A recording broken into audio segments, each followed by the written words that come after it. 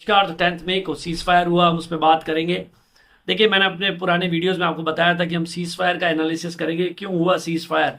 बहुत सारे data points आ रहे हैं, लेकिन मोदी जी की स्पीच के बाद एक वेरीफाइड डेटा पॉइंट जो रिवील हो रहा है, वो उसमें से एक एनालिसिस जो निकल के आता है कि एकदम से 10th मई को सीज फायर क्यों हुआ।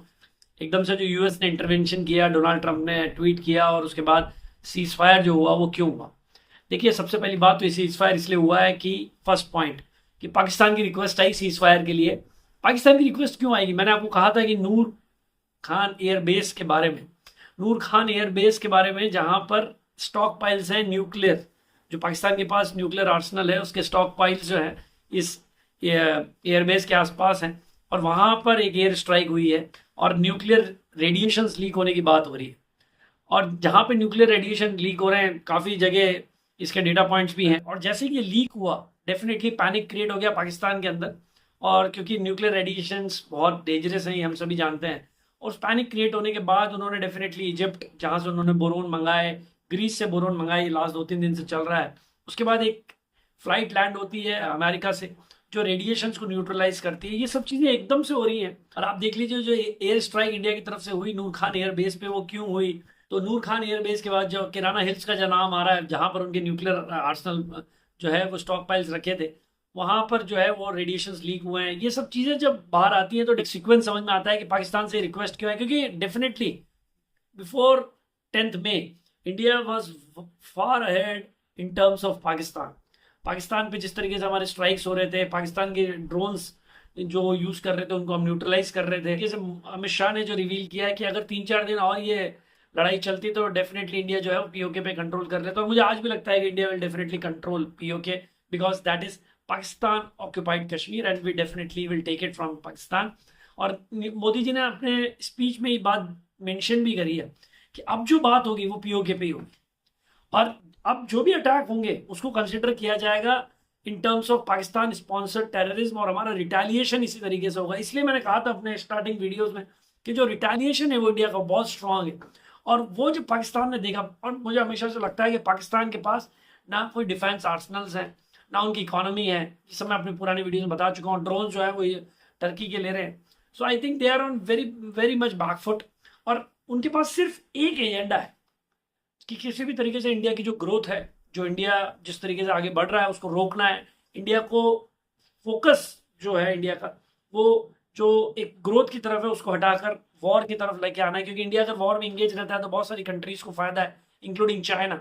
So but and China and Pakistan का जो रिलेशनशिप है वो सिर्फ, I think it's not transactional relationship, it is just benefit relationship, जहां पर चाइना को बेनिफिट उठाना है पाकिस्तान से, बिकॉज पाकिस्तान है नथिंग मोर देन टेररिज्म। तो ये क्लियर जो न्यूक्लियर लीकेज हुआ है उसकी वजह से आई थिंक पाकिस्तान ने रिक्वेस्ट करी है यूएस को कि this is a nuclear radiation and it could be a nuclear war. And उसके बाद यूएस का इंटरवेंशन हुआ और इंडिया ने अंडरस्टैंड किया क्रिटिकल सिचुएशन को, जो न्यूक्लियर वॉर के बारे में। और वहां पे इंडिया ने एक्सेप्ट किया। एंड बट यस्टरडे जो मोदी जी की स्पीच थी, वो एक तरीके से एक ऐसी स्पीच थी जहाँ पे इंडिया को कॉन्फिडेंस झलक रहा था। और देखिए आप, आदमपुर एयरबेस के बारे में ये बताया गया कि पाकिस्तान कितनी fake fake news, that's why I consider them as illiterate.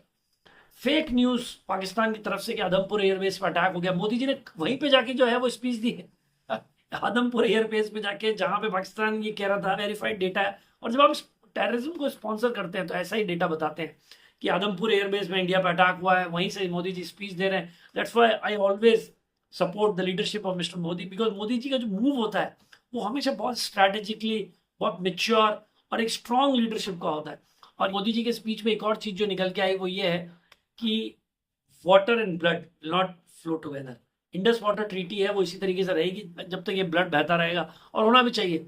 I think we don't need to give water to Pakistan, and because they are sponsoring the terrorism. तो ये जो सीज फायर हुआ है, ये डेफिनेटली जो किया गया है वो पाकिस्तान की रिक्वेस्ट पे किया गया है।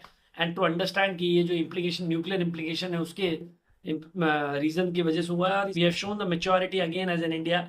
तो ये एक सीज फायर का सबसे बड़ा रीजन है। लेकिन इसके अलावा एक और चीज जो मेरे को निकल के आती है वो ये है कि इंडिया के जो रफाल्स हैं, उन्होंने जिस तरीके से एक तरीके से कंट्रोल जो किया डिफेंस में, और एक तरीके से जो स्ट्राइक्स हमने मारी, रशिया के जो S-400 है, उन्होंने काफ़ी अच्छा हमारा डिफेंस को मजबूत किया। और उसके बाद इंडिया के जो मेड इन इंडिया मिसाइल्स हैं, मेड इन इंडिया डिफेंस आर्सनल्स हैं, तो इंडिया डिफेंस और Indian army, Indian air force, Indian navy is in very strong position. तो ये सब कुछ देखते हुए I think Pakistan is on the back foot, totally back foot, and along with the nuclear league which they have. और मुझे लगता है कि उनकी जो न्यूक्लियर आर्सनल्स है वो भी बहुत बहुत ऑर्थोडॉक्स और बहुत ट्रेडिशनल है, क्योंकि उनमें भी कोई मॉडर्नाइजेशन नहीं है। और इसी वजह से उन्हें ये भी वो कहाँ रखे हैं, स्टॉक पाइल्स भी उन्होंने ओपन कर रखे हैं, and it's very easy to you know track them, और that's why this happened. That's why I was saying कि हमारा जो एनिमी है Pakistan, it was a very backward country, और यही हमारी एक तरीके से मैं मानता हूँ कि मिसफॉर्च्यून है कि we have a very backward enemy जिसके पास ग्रोथ चार्ट नहीं है, जिसे सिर्फ वर्ल्ड में क्योस फैलाना है और इंडिया में खासकर क्योस फैलाना है। But we know how to protect our borders. So ये एक मोस्ट इंपॉर्टेंट रीजन है जो सीज फायर कर रहा है, and we have shown the maturity, and yesterday Modi ji speech was instrumental. So thank you, bye bye, and we'll come up with more videos. We'll explain you this warfare between India and Pakistan and other videos. Thank you.